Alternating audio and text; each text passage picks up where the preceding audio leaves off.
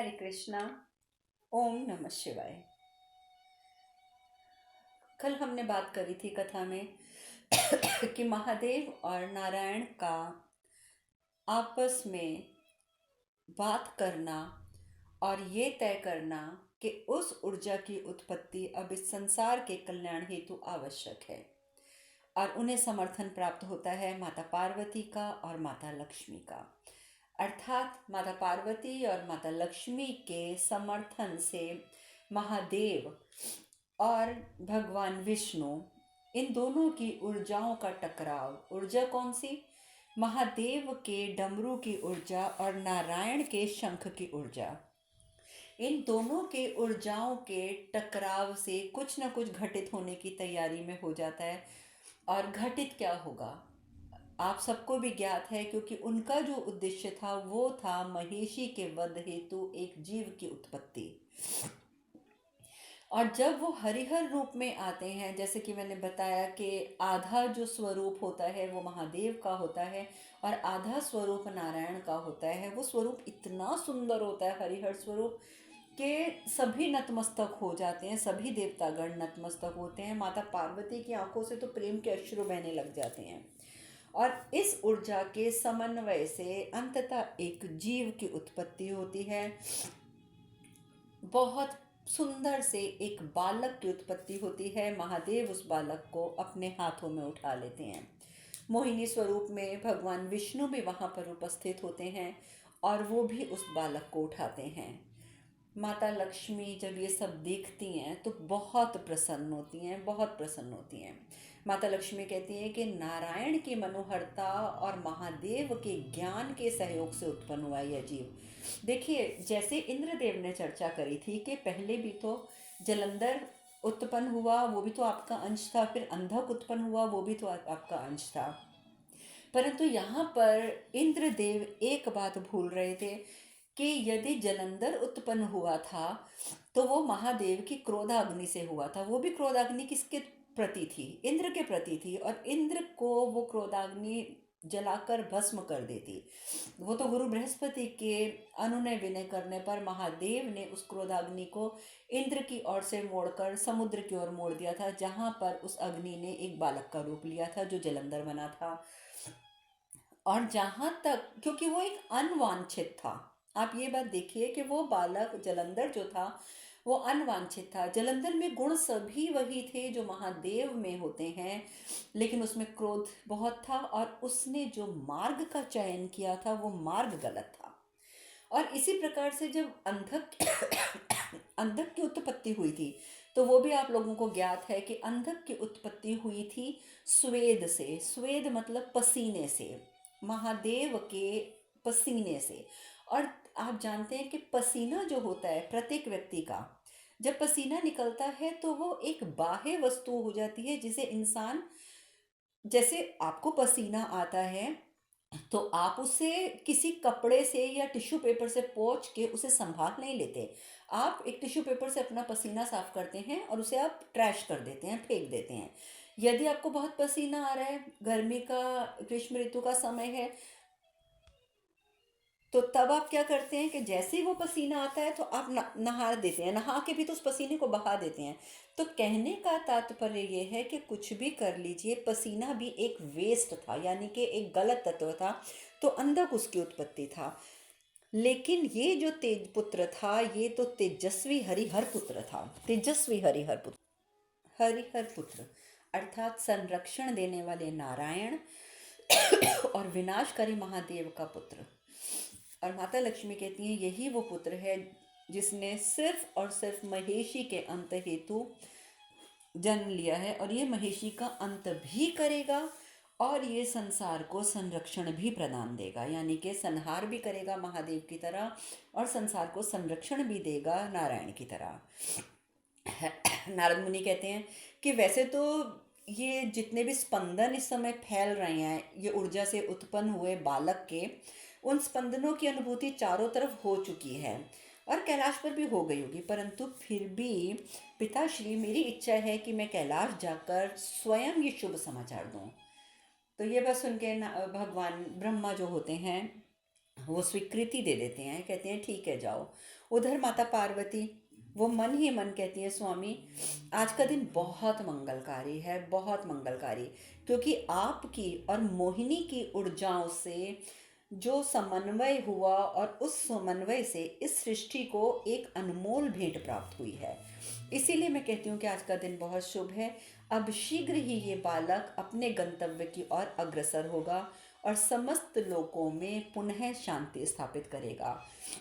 पहले जैसे अरुणासुर ने तूफान मचा के रखा हुआ था और अब जैसे महेशी ने सिर उठा के रखा है, तो यही बालक है जो पुनः शांति स्थापित करेगा। महादेव भी मन ही मन कहते हैं कि पार्वती तुम्हारी स्वीकृति या तुम्हारा समर्थन यदि मुझे ना मिलता तो ये कभी संभव हो ही नहीं सकता था।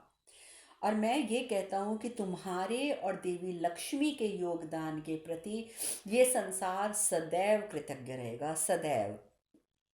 यहाँ पे तो महादेव और माता पार्वती ने मन ही मन में ये वार्ता करी। वहीं नारद मुनि नारायण नारायण नारायण नारायण करते हुए कैलाश पहुंच गए। कैलाश पहुंचकर सबको सूचित किया। गणेश कहते हैं कि मैं सोच ही रहा था कि कुछ ना कुछ तो शुभ घटना घटी है, जिस वजह से ये जो स्पंदन है ये बहुत शुभ स्पंदन हमें महसूस हो रहा था। सब बहुत प्रसन्न होते हैं। नंदी भी कहते हैं चलो अच्छा हुआ महेशी के अंत के लिए एक बालक आया, अब कम से कम माता पार्वती अपने वास्तविक स्वरूप में तो आ जाएंगी। नहीं तो हम तो यही सोच के बैठे हुए थे कि माता पार्वती कैसे वास्तविक स्वरूप में आएंगी, क्योंकि महेशी का वरदान ही इतना उल्टा वरदान था जो उसने मांगा था कि नारायण और महादेव की ऊर्जा का और समन्वय का पुत्र। तो महिषी ने तो सोचा था ये कभी जिंदगी में हो ही नहीं सकता, इसका अर्थात कि वो अमर हो गई। परंतु अमर तो इस दुनिया में कभी कोई नहीं हुआ। यहाँ तो ये सब घटना घट रही है। उधर दूसरी ओर सप्तऋषि बहुत प्रसन्न हैं और वो एक अपने गंतव्य की ओर चलते जा रहे हैं। सब लोग उन्हें जाते हुए तो देख रहे हैं पर किसी को ज्ञात नहीं है कि आखिर ये सप्तऋषि जा कहाँ रहे हैं। अत्रि ऋषि हैं, वो कहते हैं उनको भी पता तो चल जाता है कि भी ये बालक जो है उत्पन्न हो चुका है। अत्रि ऋषि कहते हैं धन्य है नारायण, वो महादेव धन्य है। अब तो किसी के मन में संदेह नहीं रहेगा कि महादेव और नारायण एकदम अभिन्न हैं, क्योंकि जो लोग सोचते थे कि महादेव और नारायण अलग अलग हैं, अब तो उनको भी ये बात स्वीकार कर लेनी चाहिए कि महादेव और नारायण अलग अलग नहीं हैं। वो तो एक दूसरे से ऐसे जुड़े हुए हैं, ऐसे समाये हुए हैं कि उन्हें कभी कोई अलग कर ही नहीं सकता। और यही कारण है कि नारायण सदैव महादेव का ध्यान करते हैं और महादेव सदा नारायण का ध्यान करते हैं। और अत्रि ऋषि कहते हैं कि चिरकाल तक नारायण और महादेव की एकात्मकता का स्मरण संसार करेगा। सारी संसार को ये ज्ञात रहेगा कि नारायण और महादेव में कोई अंतर नहीं है। और सबसे बड़ी बात है कि अब ये जो बालक पैदा हुआ है, इस बालक से तो वैसे ही बहुत कुछ होगा। और उधर दूसरी ओर बालक जब पैदा हुआ, चाहे वो महादेव के हाथ में था चाहे मोहिनी के हाथ में था, वो रोने लग गया। और उसके रुदन से जो आवाज़ आ रही थी महेशी के कानों में, वो आवाज़ ऐसे पहुंच रही थी जैसे कोई उसके कानों में खंजर घोंप रहा हो। वो तुरंत समझ जाती है, तुरंत समझ जाती है कि ये ज़रूर अब वो बालक पैदा हो गया है जो मेरे अंत हेतु पैदा होना था। और फिर वो ये भी कहती है अब मुझे समझ आया कि आखिर नारायण ने मोहिनी रूप क्यों धरा था, ताकि उनकी ऊर्जा से ये बालक उत्पन्न हो सके। अब बालक तो महादेव और मोहिनी जी के हाथ में है। महादेव कहते हैं कि इस बालक की यात्रा आरंभ होने का समय आ गया है। तो जैसे ही महादेव ये बात कहते हैं, मोहिनी जी अपना अपना हाथ आगे करती हैं। एक बहुत सुंदर टोकरी वहाँ उपस्थित होती है जो पत्तों से ढकी हुई होती है। उस टोकरी के अंदर उस बालक को लिटाकर नदी के जल प्रवाह में छोड़ दिया जाता है। महादेव कहते हैं तुम्हारे आत्मज्ञान की यात्रा यहाँ से शुरू होती है पुत्र। और मतलब वो छोड़ तो देते हैं, लेकिन ये क्या, आपको बताया ना कि इस बालक के रोने से मोहिनी तो वापस माता पार्वती के पास चली गई, उसी कवच में बैठ के दोबारा साधना में लीन हो गई, क्योंकि साधना की अवस्था में, समाधि की अवस्था में उन्होंने माता पार्वती को पहुंचाना है, ताकि माता पार्वती भ्रमरी देवी से अपने वास्तविक स्वरूप में आ सकें।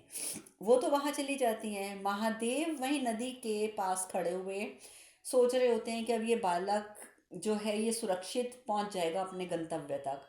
लेकिन महेशी को, जिसको कि उस बालक के रुदन से एहसास हो गया था कि बालक उत्पन्न हो गया है और यहीं कहीं आसपास है, उसने क्या किया, अपने हाथों से उस नदी की लहरों को ऊपर उठाया और बोला, दिखाओ मुझे वो बालक कहाँ है, यदि इस नदी में कहीं है। तो उसे जैसे ही वो बालक नजर आता है, वो क्या करती है, महेशी उन जो उसने जिन लहरों को ऊपर उठाया था उन लहरों को भंवर के रूप में बालक के पास छोड़ देती हैं और बालक की टोकरी जो है वो उस भंवर में उलझ के गोल गोल घूमने लगती है। आप जानते हैं कि भंवर में अगर एक चीज़ उलझ जाए तो वो अगर धरती पर है तो भी उसका अंत मतलब निश्चित होता है, और अगर वो पानी में है तो भी अंत निश्चित होता है। बालक का क्रंदन जोर जोर से शुरू हो जाता है। महादेव को एहसास हो जाता है कि बालक के ऊपर महिषी ने आक्रमण करवा दिया है।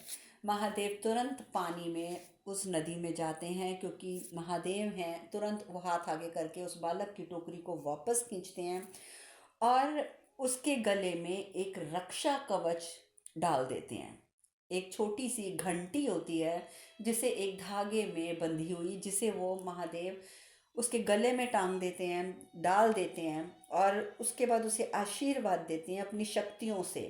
इतना आशीर्वाद दे देते हैं कि जिससे कि वो बालक अब पूर्ण रूप से सुरक्षित हो गया था। अब महेशी क्या, कोई भी दैत्य उसका कुछ नहीं बिगाड़ सकता था। नारद मुनि कहते हैं कि महेशी, तुम एक उसके पास पहुंच जाते हैं। आपको पता है नारद मुनि को तो बड़ा मजा आता है अगर वो किसी को विचलित देखते हैं तो।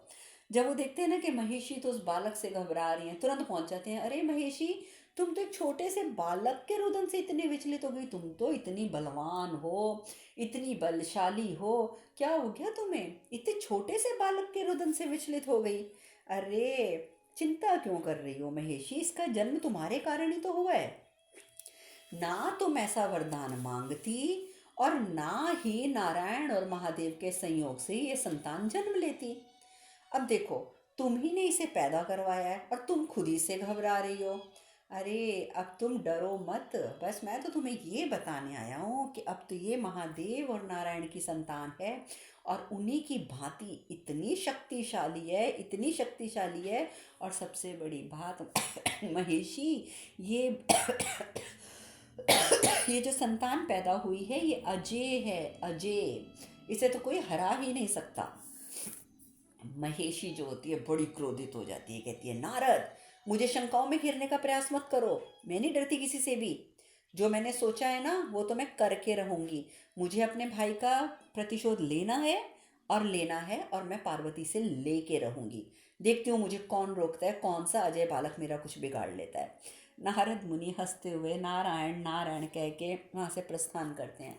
नारद मुनि तो उसे सचेत कर गए, उसे सचेत, देखिए नारद मुनि का कार्य था सचेत करना कि शायद इस बात का ज्ञान होते ही कि महादेव और नारायण का पुत्र जन्मा है और तेरे वरदान हेतु जो तूने प्राप्त किया है उस हेतु तो तुझे तेरा वध उसी ने करना है।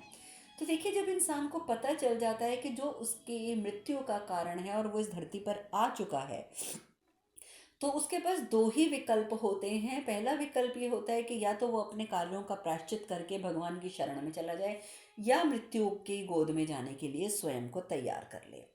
और यही अवसर प्रदान करने के लिए नारद मुनि आए थे कि शायद ये जात बातें जानकर कि महादेव और नारायण का पुत्र कितना बलशाली है, महेशी अभी भी सुधर जाए, अपनी बातें त्याग दे, प्रतिशोध की भावनाओं को त्याग दे और शायद भगवान की शरण में आ जाए। आप जानते हैं कि देवता भी और भगवान भी सभी एक अवसर जरूर प्रदान करते हैं विकल्प चुनने का।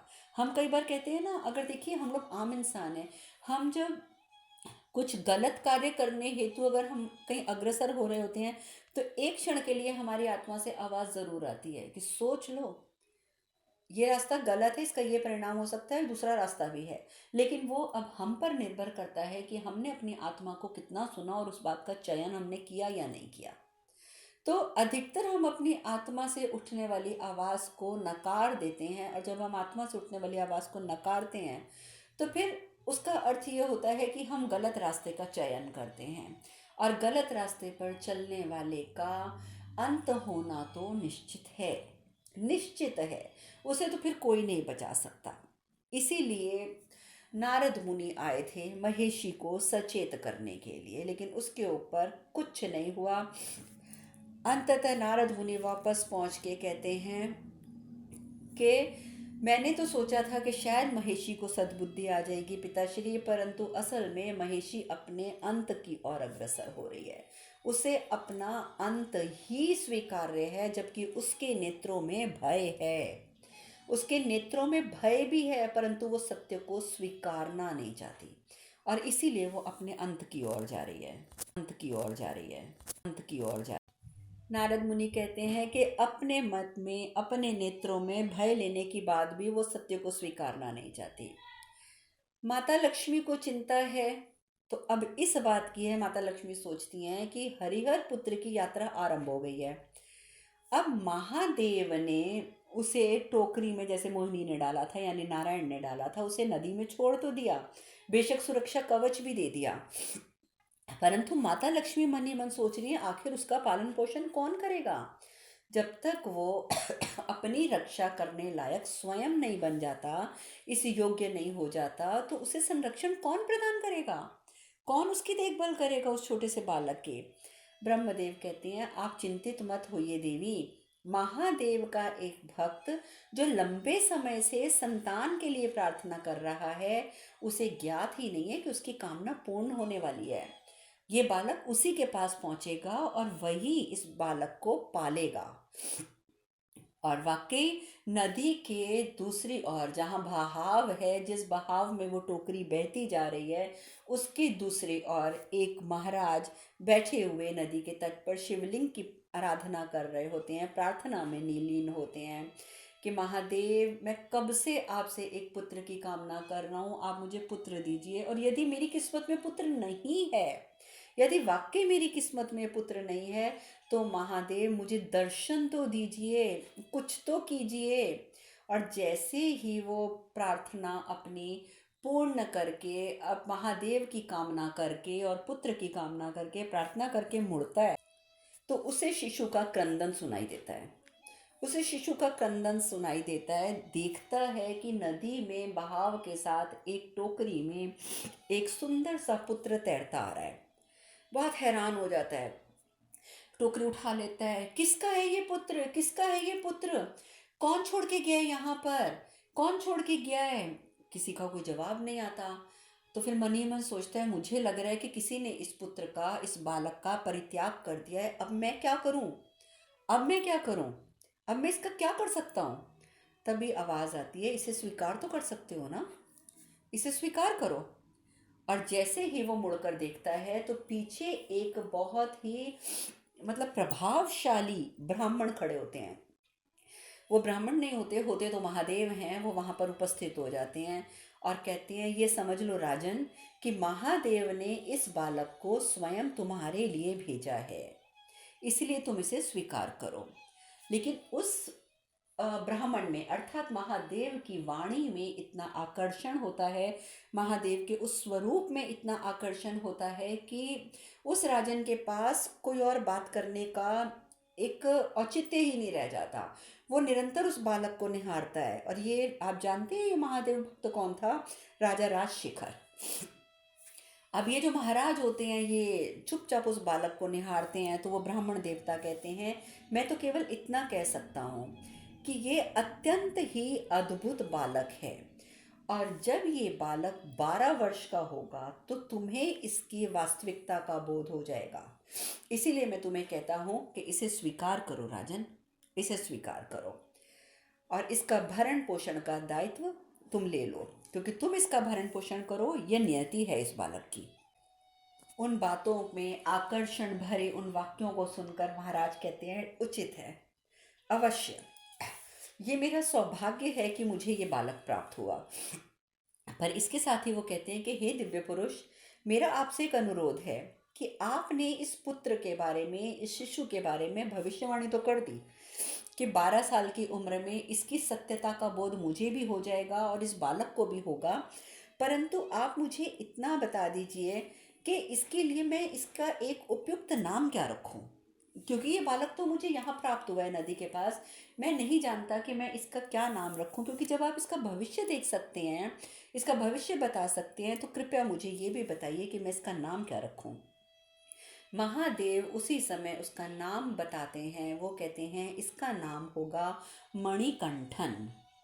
आप जानते हैं महादेव ने इसका नाम मणिकंठन क्यों रखा? क्योंकि महादेव ने जब उसके गले में सुरक्षा चक्र डाला था, तो उसके गले में एक घंटी डाली थी, एक छोटी सी सोने की मणियों से लदी हुई एक घंटी डाली थी, और वो उसके कंठ में उसने धारण करी थी, मणियों से भरी हुई वो घंटी। इसीलिए महादेव ने नाम दिया मणिकंठन, कि उसके कंठ में से इस मणि वाली घंटी का जो स्वर उत्पन्न होगा, यानी उस बालक का बोलना इतना सुरीला होगा। तो राजा बहुत प्रसन्न होता है, कहता है अति उत्तम, राजा राजशेखर का पुत्र मणिकंठन।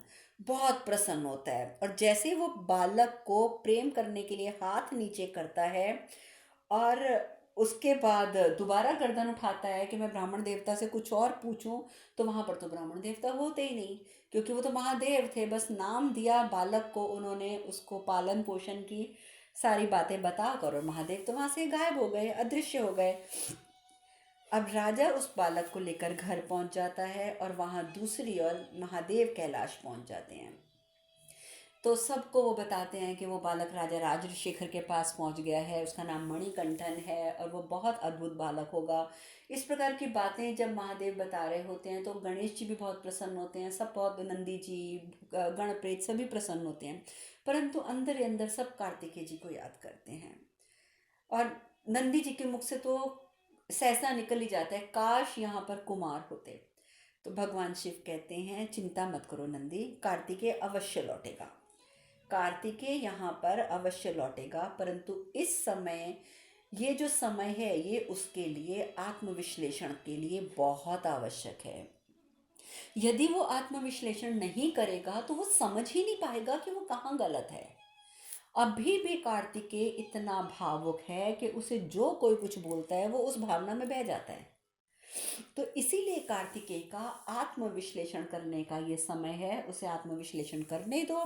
जब उसे इस बात का ज्ञान हो जाएगा कि वो कहाँ गलत है, कहाँ सही है, और क्या उसके लिए उपयुक्त है और क्या अनुपयुक्त है, और जब वो अपने क्रोध पर और अपने अभिमान से मुक्ति पालेगा, क्रोध से और अभिमान से, दोनों से जब वो मुक्ति पालेगा, तो तुम लोग निश्चिंत हो जाओ। उसके क्रोध और अभिमान से मुक्त होते ही, जैसे ही वो मुक्ति की अवस्था में पहुंच जाएगा, तो मैं कैलाश पर उसके पुनः वापसी के लिए मार्ग सुनिश्चित कर दूंगा, मार्ग सुनिश्चित कर दूंगा मैं। अर्थात महादेव जानते हैं कि जब वो क्रोध का और अभिमान का त्याग करेगा, अभी भी तो जो घटना घटी थी उसके क्रोध और अभिमान के कारण घटी थी, क्योंकि अपने अभिमान को स्वाभिमान समझने की जो भूल करी थी कार्तिकेय जी ने, ये सारी समस्याएं उसी की वजह से इकट्ठी हुई थी। तो इसीलिए महादेव कहते हैं कि जैसे ही वो इन दोनों चीज़ों का त्याग कर देगा, मैं उसके लिए मार्ग सुनिश्चित कर दूंगा। उधर मणिकंठन कंठन, जिसे कि महाराज राजशेखर उठा कर ले गए थे, उनके महल में पलने लगा। कमाल की बात देखिए कि मणिकंठन जैसे जैसे बड़ा होता जा रहा था, उसमें दिव्यता के गुण बढ़ते जा रहे थे, और उसका साहस, उसका ज्ञान, उसकी परोपकारिता, उसका विवेक, ये सब कुछ ऐसे बढ़ रहा था, इतनी जल्दी जल्दी और तीव्रता से बढ़ रहा था, कि महाराज तो अपने इस पुत्र को देखकर खुशी से फूले नहीं समाते थे। और महादेव ने तो ये भी कहा नंदी जी को और गणेश जी को, कि जैसे जैसे मणिकंठन बढ़ेगा, तुम देखना इसका साहस, ज्ञान, परोपकारिता, इसका विवेक, इससे समस्त संसार लाभान्वित होगा, समस्त संसार लाभान्वित होगा। क्योंकि इसके अंदर इतने गुण होंगे कि ये जो भी कार्य करेगा, वो समाज के कल्याण हेतु होगा। और महादेव ने ये भी बताया था नंदी महाराज को और गणेश जी को, कि जैसे ही ये शरीर की सीमाओं को लागेगा, आत्मबोध के मार्ग पर अग्रसर हो जाएगा। और जब ये आत्मबोध के मार्ग पर अग्रसर होगा, तो इसे सब कुछ समझ आ जाएगा कि इसके जीवन का उद्देश्य क्या है और इसका जन्म क्यों हुआ है। ये सारी बातें सुन के नंदी जी कहते हैं, प्रभु किंतु महेशी को तो ज्ञात है कि उसका अंत निकट है, तो फिर क्या वो इस बालक को बड़ा होने देगी? महादेव कहते हैं, अवश्य नंदी, महेशी को ज्ञात है कि उसका अंत होने वाला है, इसलिए वो और भी आक्रामक होती जाएगी। इतना याद रखना कि एक व्यक्ति के अत्याचार जितने ज़्यादा बढ़ते जाते हैं, उतना ही वो अपने अंत के करीब होता जाता है। और महेशी के अत्याचार अब बढ़ते जाएंगे और तुम्हें समझ जाना चाहिए कि वो अपने अंत के करीब जाती जा रही है, क्योंकि मणिकंटक के जन्म से केवल एक महेशी नहीं है जो अप्रसन्न हुई है, अभी आगे एक और भी है जो अप्रसन्न होने वाला है। अब ये बात महादेव कहते हैं तो नंदी जी कहते हैं, कौन प्रभु? महादेव कहते हैं, समय के साथ आपको स्वयं ज्ञात हो जाएगा। अब आपको मैं यहाँ बता देती हूँ कि वो अब दूसरा व्यक्ति कौन है। देखिए, अब वो तो पैदा हो गया मणिकंठन कंठन, और उसका पालन पोषण भी महल में हो रहा है, वो धीरे धीरे बड़ा भी हो रहा है, वो अत्यंत बलशाली भी बन रहा है। लेकिन उसके मणिकंठन के शुभ पैर जो उस राजमहल में आए, तो इतने वर्षों से उस महल की राजरानी यानी कि राज जो महारानी थी, जो कि पुत्र के लिए ललायत थी, और इसीलिए आप जानते हैं कि राजा राजशेखर भी महादेव की आराधना करते थे कि उन्हें पुत्र की प्राप्ति नहीं हो रही, उसके घर भी अंततः एक छोटे से बालक का जन्म होता है। और कमाल की बात है कि इधर 11 वर्ष का होता है मणिकंठन, और उधर इस महारानी के घर भी एक पुत्र जन्म ले लेता है। और मैंने आपको बताया, जैसे कि महादेव ने बताया, कि एक और होगा आगे जो इस बालक से कभी प्रसन्न नहीं होगा, वो था इस राज्य का मंत्री। मंत्री के मन में हमेशा इस बात की प्रसन्नता थी, इस बात की सदैव प्रसन्नता थी कि राजा का कोई पुत्र नहीं है, और राजा मेरे पुत्र को बहुत प्यार करता है, और ये राजा मेरे पुत्र को ही राजा बनाएगा। लेकिन जब राजा मणिकंठन को लेकर वहाँ पहुँच जाता है, तो उसकी तो सारी उम्मीदों पे पानी फिर जाता है। और 11 वर्ष के बाद जब राजा का स्वयं का पुत्र भी पैदा हो गया, तब तो रही सही कसर उसकी और पूरी हो जाती है। अब वो क्या करता है कि महारानी को अपने वश में कर लेता है, महारानी के साथ मिलकर षड्यंत्र रचता है। महारानी को बोलता है कि महारानी, आपने पुत्र तो उत्पन्न कर लिया, परंतु क्या कभी इसका भविष्य सोचा है? क्योंकि महाराज ने तो तय कर लिया है कि उनका उत्तराधिकारी जो है वो मणिकंठन बनेगा, तो आपका पुत्र क्या बनेगा? मणिकंठन का दास। और आप भी तो बेशक राजमाता हैं, लेकिन आप भी उनकी अपनी माँ तो नहीं है ना। आपको क्या पता मणिकंठन आपको प्रेम करेगा भी या नहीं, आपको आदर करेगा भी नहीं करेगा। तो महारानी जो होती है बातें सुनकर विचलित तो बहुत होती है, कहती है, परंतु मैं क्या करूं, मेरे पुत्र का भाग्य ही ऐसा है। अगर मेरे पुत्र के भाग्य में राजपट होता तो वो पहले पैदा होता, मणिकंठन से पहले आ जाता इस राज्य में। परंतु अब इतने वर्षों के बाद आया है, मणिकंठन इस राज्य का बड़ा पुत्र है, तो कोई बात नहीं, अब तो महाराज उसी को ही करेंगे, तो महाराज तो निर्णय ले चुके हैं, तो मैं कुछ नहीं कर सकती। लेकिन वो कहता है, बहुत कुछ हो सकता है, आप और मैं मिलकर कुछ ना कुछ ऐसा कर देंगे कि मणिकंठन को हम ऊपर पहुंचा देंगे। और वो क्या करता है कि एक खेल रचता है, एक षड्यंत्र रचता है, और महारानी को उसमें शामिल कर लेता है, और राज्य के राज्य वैद को शामिल कर लेता है। महारानी को बोलता है कि आप ना नाटक करो कि आप बहुत ज़्यादा बीमार हो, बहुत ज़्यादा बीमार हो, और जब आप बार बार कहना कि मेरे से दर्द बर्दाश्त नहीं हो रहा, दर्द से बर्दाश्त नहीं हो रहा, फिर मैं वैद्य को लेके आऊँगा, फिर वो वैद्य आपका उपचार करेगा, फिर वैद्य को अंततः कहना पड़ेगा कि आपके ऊपर तो कोई औषधि असर ही नहीं कर रही है, और आप कहना कि महाराज अब तो मैं मर जाऊंगी, क्योंकि उनकी वैद्यराज की तो कोई औषधि मुझे नहीं लग रही है। और फिर जब महाराज बहुत उत्तेजित हो जाएंगे, फिर वो वैद्यराज से कुछ पूछेंगे, तो वैद्यराज उन्हें एक ऐसी चीज़ बोल देगा लाने के लिए, बस, जो कोई ला नहीं सकता, और अंततः मणिकंठन जाएगा और उसके बाद वो वहाँ से वापस नहीं आएगा। तो महारानी ये षड्यंत्र सुनकर इस षड्यंत्र में हंसी खुशी शामिल हो जाती है। हंसी खुशी उसको शामिल तो हो जाती है, और वो जो मंत्री होता है वो बाहर निकलता है जब कक्ष से महारानी के, तो सोचता हुआ निकलता है, कैसी मूर्ख महारानी है। उसे क्या लग रहा है कि मणिकंठन को अंत करके, उसका अंत करके, तो मैं ऐसा अवसर आने दूंगा कि इस महारानी का ये जो छोटा सा बालक है ये महाराज बन जाए, अरे इसको तो मैं एक झटके में, एक क्षण में स्वयं ही खत्म कर दूंगा। और बालक को भी अपने राह से हटाने को तत्पर वो मंत्री वहाँ से प्रस्थान कर जाता है।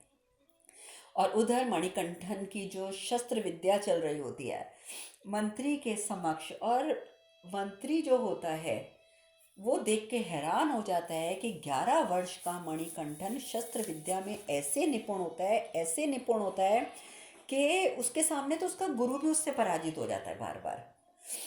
अब आगे की कथा हम कल करेंगे, आज हम यहीं विश्राम लेते हैं। हरे कृष्ण कृष्ण कृष्ण हरे हरे, हरे राम राम राम हरे हरे। आप सब खुश रहें, सुखी रहें, स्वस्थ रहें। हरे कृष्णा। ओम नमः शिवाय। ओम नमः शिवाय। ओम नमः शिवाय।